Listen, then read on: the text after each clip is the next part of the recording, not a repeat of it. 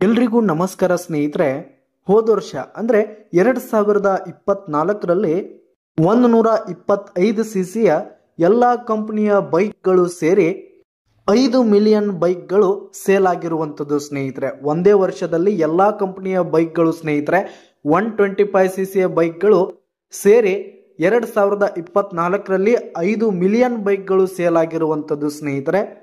ಇದನ್ನ ಗಮನದಲ್ಲಿಟ್ಟುಕೊಂಡು ಟಾಟಾ ಕಂಪನಿ ಏನ್ ಮಾಡ್ತಿದೆ ಅಂತಂದ್ರೆ ಸ್ನೇಹಿತರೆ, ತನ್ನದೇ ಆದ ಹೊಸ ಡಿಸೈನ್ ದೊಂದಿಗೆ 125 ಸಿಸಿಯ ಹೊಸ ಬೈಕ್ ಅನ್ನ ಬಿಡುಗಡೆ ಮಾಡುವ ಯೋಚನೆಯಲ್ಲಿರುವಂತದ್ದು ಸ್ನೇಹಿತರೆ.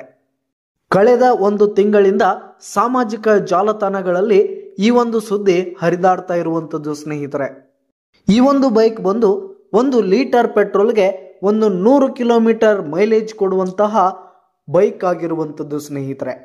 ಕೇವಲ 55,999 ರೂಪಾಯಿಗೆ ಈ ಒಂದು ಬೈಕ್ ಸಿಗ್ತಾ ಇದೆ ಅಂತಂದ್ರೆ ಯಾರು ತಾನೇ ಬಿಡ್ತಾರೆ ಸ್ನೇಹಿತರೆ. ಅಂಥದ್ರಲ್ಲಿ ಈ ಒಂದು ಬೈಕ್ ಹೊಸ ಹೊಸ ಫ್ಯೂಚರ್ಗಳನ್ನ ಒಳಗೊಂಡಿರುತ್ತೆ. ಹಾಗೆ ಅತಿ ಕಡಿಮೆ ಬೆಲೆಯಲ್ಲಿ ಹೆಚ್ಚು ಬಾಳಿಕೆ ಬರುವಂತಹ ಬೈಕ್ ಇದಾಗಿರಲಿದೆ ಎಂದು ಸಾಮಾಜಿಕ ಜಾಲತಾಣಗಳಲ್ಲಿ ಹರಿದಾಡ್ತಾ ಇರುವಂತದ್ದು ಸ್ನೇಹಿತರೆ. ಈ ಒಂದು ಬೈಕು ಮಾರುಕಟ್ಟೆಗೆ ಬಂತು ಅಂತಂದ್ರೆ ಒಂದೇ ದಿನದಲ್ಲಿ 5 ಲಕ್ಷಕ್ಕೂ ಅಧಿಕ ಬೈಕ್ಗಳು ಸೇಲ್ ಆಗುವ ಸಾಧ್ಯತೆ ಇರುವಂತದ್ದು ಸ್ನೇಹಿತರೆ. ಉಳಿದ ಕಂಪನಿಯ ಬೈಕ್ಗಳಿಗೆ ಈ ಟಾಟಾ ಬೈಕ್ ಬಂತು ಅಂತಂದ್ರೆ ಟಕ್ಕರ್ ಕೊಡುವಂತಹ ಬೈಕ್ ಆಗಿರಲಿದೆ ಸ್ನೇಹಿತರೆ.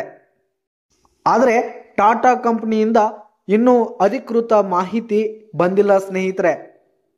ಈ ಒಂದು ಬೈಕು ಮಾರುಕಟ್ಟೆಗೆ ಬಂತು ಅಂತಂದ್ರೆ ಭಾರತದಾದ್ಯಂತ ರೋಡ್ಗಳಲ್ಲಿ ಸಂಚಲನವನ್ನ ಸೃಷ್ಟಿಸುವಂತಹ ಯಾವುದೇ ಅನುಮಾನವಿಲ್ಲ ಸ್ನೇಹಿತರೆ. ಇದರ ಬಗ್ಗೆ ನಿಮ್ಮ ಅನಿಸಿಕೆ ಹಾಗೂ ಅಭಿಪ್ರಾಯಗಳನ್ನ ತಪ್ಪದೆ ಕಮೆಂಟ್ ಬಾಕ್ಸ್ ನಲ್ಲಿ ಕಮೆಂಟ್ ಮಾಡಿ. ಧನ್ಯವಾದಗಳು ಸ್ನೇಹಿತರೆ.